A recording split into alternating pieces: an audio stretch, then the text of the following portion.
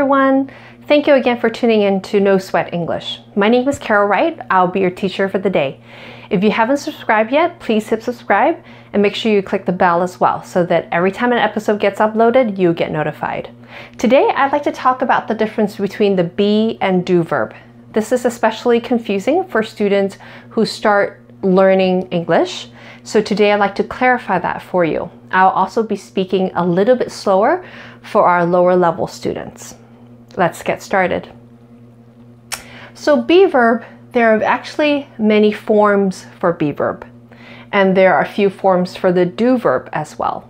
For be verb, we have the different conjugations of am, which is used with I am, is, we use with he, she, it, are, we use with they, you, and we. And we also have the past tense and the past participle, was, I was, he was, she was, it was, and were we use with you were and we were, and been is a past participle that we use with a lot of times with the have a verb, and we'll talk about that some other time. On the other hand, we have do with I do, you do, we do, they do, and the does with he, she, and it, and did the past tense with all the different subjects, I, he, she, it, they, we, you, and done is the past participle, again, oftentimes used with the have verb, which we'll talk about in another episode. Today, my job is to help you distinguish between when do I choose the be verb and when do I choose the do verb. So for be verbs, we have three specific situations where we often use the be verb. First, we use be verb with adjectives. Adjectives are words that describe nouns. Nouns are people, places, and things. And adjectives help describe these nouns.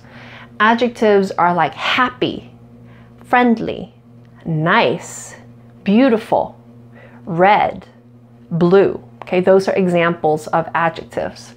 Now, if we're going to make a sentence, we're going to start with the subject and verb and the adjective. So we use be verb to connect what we're describing, the subject, with the adjective.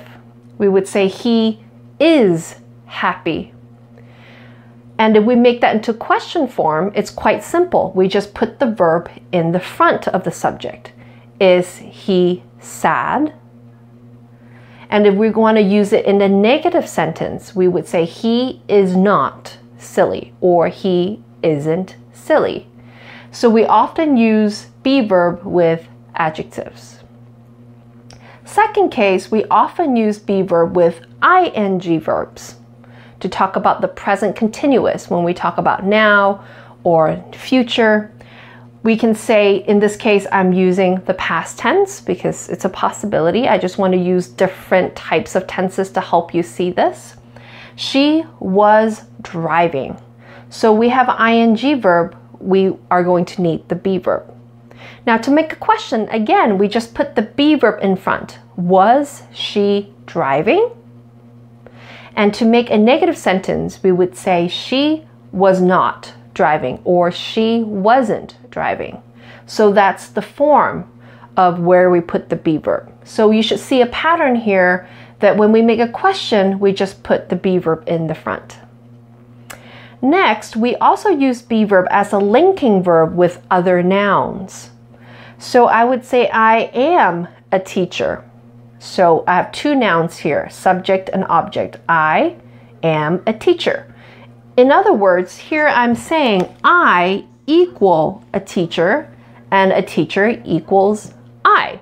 So it's the same. We're saying that A equals B and B equals A. To make a question, here our subject is you. We simply would say, are you a teacher? We just put, again, the be verb in the front.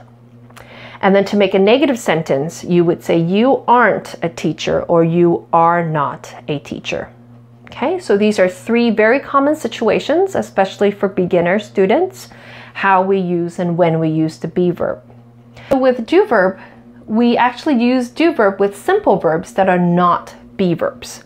So if you're writing a sentence and you're thinking about a verb you want to use and it's not any of these, and it's in the simple form, simple present, simple past tense, then you're going to need the help of the helping verb, do verb. Now let's look at an example. She likes pizza. In this sentence, we have our subject, verb, and object, SVO. So we look at a verb and go, okay, the verb is like, it's not a be verb, then I know I'm gonna need a do verb sometime. Now, in a statement that does not have a negative word, the do verb is hiding. It is there, okay? But it's just not written out, okay? So think of it that way. It's hiding because it's shy. So she likes pizza. The S comes from the subject she. Remember, he, she, it needs S. So therefore, she likes pizza. Now, when we make a question, it's not so simple like the be verb that we just put the verb in the front. Now, the does verb show up, okay? So now we're gonna need the helping verb does to make our question. Does she like pizza? That's our question. So we're gonna add that when we see the verb is not a be verb, we're going to need the do verb. Now again, you should notice the S has jumped to the do and becomes does, and is no longer, we would not say do she likes pizza. We add that to the verb in the front. Does she like pizza? So do not put an S again here. Now we're making a negative sentence, does also appears. She doesn't like pizza, does not like pizza. Okay, so again, just a refresher, when we're using a question or a negative sentence and the verb is a simple verb that's not a be verb, we're going to use do verb. Okay, in this case, does and doesn't. Let's look at a simple past verb. He enjoyed sports. Again, my verb is enjoyed. It's not a be verb. So I know that when I make a question or a negative sentence, I'm going to need the do verb.